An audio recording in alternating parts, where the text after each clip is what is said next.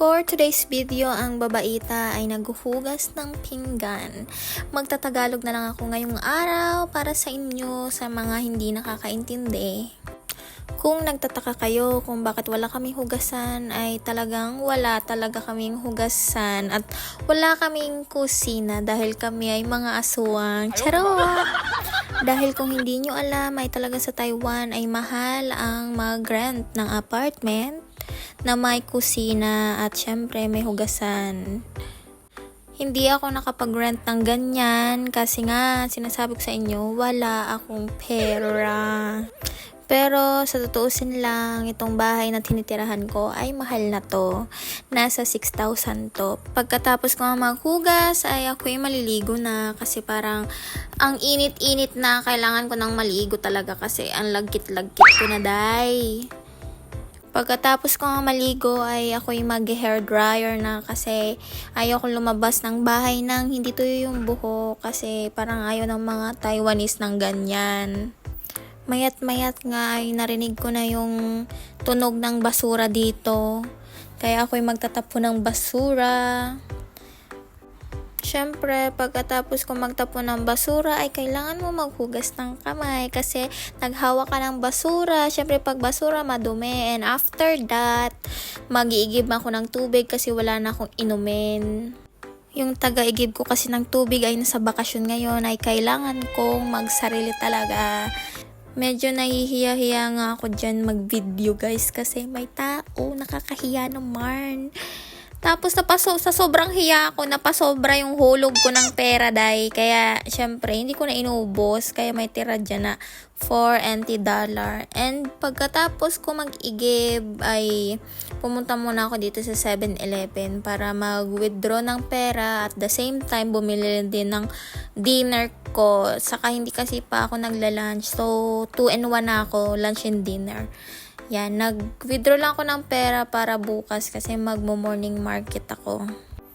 Kaya lang naman ako bibili ng pagkain kasi ubos na yung stock namin dito and hindi pa kami nagma-market. Kaya bukas nga magma-market. Kaya abangan nyo din yung vlog ko bukas. 1K lang yung withdraw ko and after that nagpipili na ako na kung ano ba yung gusto ko. Ano bang i-dinner ko. Undecided talaga akong masyado. Hindi ko alam kung ano ba talaga yung gusto ko. So, nagtingin-tingin muna ako. Ganito pala guys yung 7-Eleven dito sa Taiwan. Talagang kompleto. Like may spaghetti, may kanin, tsaka ulam. Tapos kung gusto mo kanin lang. Tapos madaming chicken dyan sa kabila. Yan. Kung ano-anong gusto mo. Kung anong gusto mo dyan, pwede mong piliin. Iba-ibang type ng chicken ang pagkaluto. Yan, mga mura lang yan guys, 39, 45, 50, yan lang. Tapos yung drinks nila dito, mga mura lang din, may 20. Wow! Kaya talaga busog na busog ka na day. Tapos pag bayad mo sa counter, sila na mag-iinit niyan, iinit nila yan sa microwave. Tapos kakain ka na lang, ready to eat na. Kaya halimbawa guys, gusto nyo pumunta ng Taiwan for travel, kahit wag na kayo mag-restaurant. Kung gusto nyo makatipid, saka at the same time makakain ka ng masarap, diyan ka na lang bumili. And pagkatapos kong bumili ay uuwi na ako at ako lang magbubuhat mag-isa nito at napakabigat.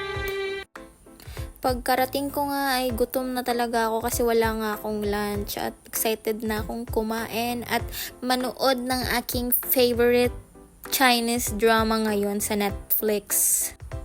Ganito lang talaga guys yung routine ko. Walang espesyal. Ganyan lang yung buhay ko.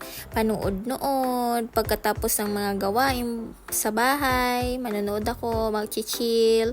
Yan. Masaya na ako dyan. Kahit hindi na ako lumabas-lubas or kung ano pa man yung gawin ko. Yan na yung kasiyahan ko sa buhay. Tapos kaya kong hindi lumabas ng bahay, manonood lang ako ng Chinese drama, Korean drama, kahit ano yan, masaya na ako talaga. Like, hindi ko na kailangan ng iba pang magpapasaya sa akin, siya lang. Ay, charep. Pero pag may trabaho ako, mga isang episode lang ako, minsan hindi na ako nanonood, natutulog na lang ako. Depende kung kaya ko pang manood.